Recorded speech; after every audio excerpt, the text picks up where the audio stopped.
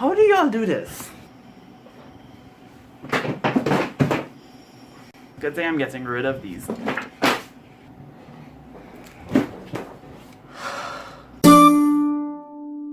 Hi everybody, I hope y'all are doing well. Today I am going to be doing my first ever unhaul. I've never done one of these before because I just never really felt inclined to let y'all know what books I didn't want anymore. But today for some reason I do, so here we are. As per what I will be doing with these books, I'll be giving them away to friends, donating them to the library, or trying to sell them to a used bookstore. I wish I could ship these all out to y'all, but unfortunately I'm living that middle class life, so, you know, that's not gonna happen. So I thought that I would just start off with the books that I have not read as yet and then work my way into the pile of books that I have read. Starting off with Dragon Rider by Cornelia Funk. I don't know what this book is about. Has something to do with a boy and a dragon. I can't even remember where I got this, but I just don't care to read it. Next up I have Singleholic by Catherine Bing, which I was interested in at the time I got it, even though I got it at discount, which was probably the main reason why I bought it. But yeah, I don't care. It's about a girl who dates a bunch of guys, and it's like I think it's like a new adult, you know, rom-com sort of thing.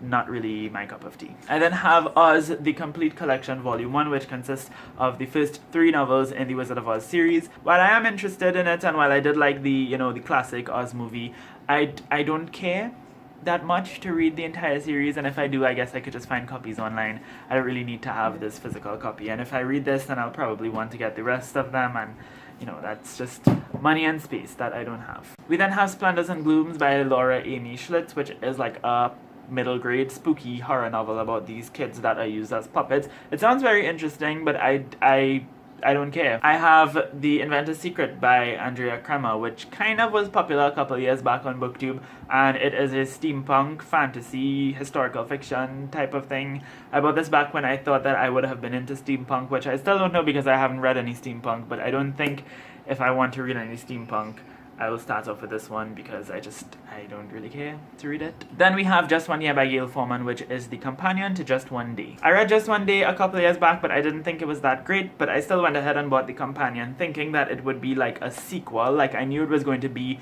the same story told from the perspective of the guy. I am not particularly interested in seeing how the story ends anymore because it kind of ended on a cliffhanger in the first book, but I don't care anymore. I was trying not to say I don't care because I said that for all the books so far, but it's true, I don't care. So now we're jumping into the pile of the books that I have read or have started but didn't finish, and the first book of that pile is of course Just One Day by Gail Forman, which as I said I enjoyed but didn't really care about too much, so I'm not going to keep it. The next 2 books here I have are the only 2 that I just haven't finished as yet, and I don't really care to finish. The first is The Knife of Never Letting Go by Patrick Ness. This is the first in the Chaos Walking trilogy, and I honestly was not impressed by this book, and I do not feel particularly inclined to pick up anything else by Patrick Ness after reading the first 100 pages of this. Then we have a book that makes me feel quite blasphemous, which is Miguel Street by V.S. Naipaul. I tried to read this twice. I even tried to read it for a course that I was supposed to read it for, and I didn't even finish it then because I really did not like this book. I don't care. I find it to be quite boring. I find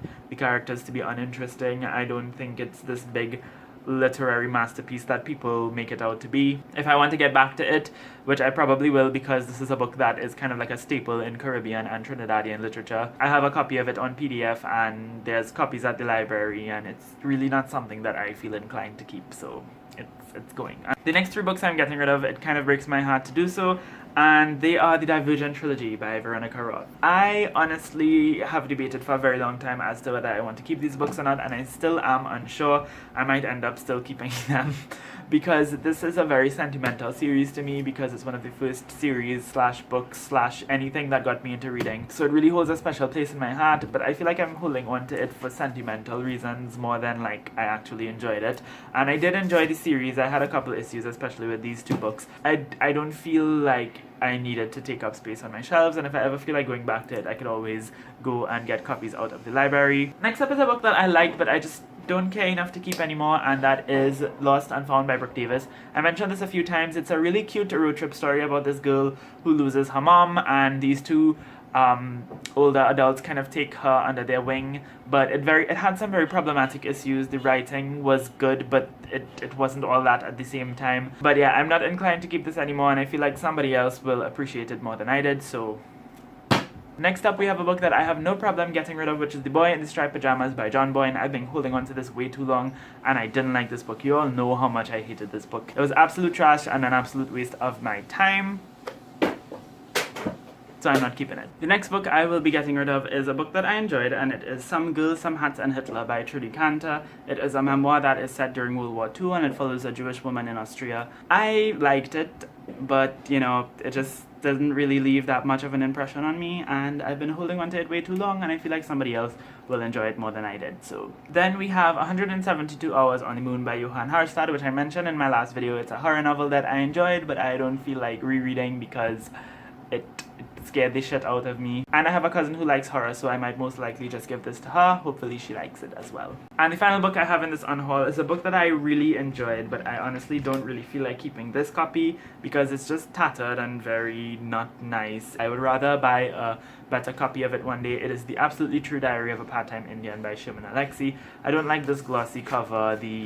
It's just a really bad quality paperback, but it was cheap at the time and I wanted to read the book, so I just got it and I enjoyed it. And if I really feel like I want to read this book again sometime in the future, I will get a nice hardcover copy or something.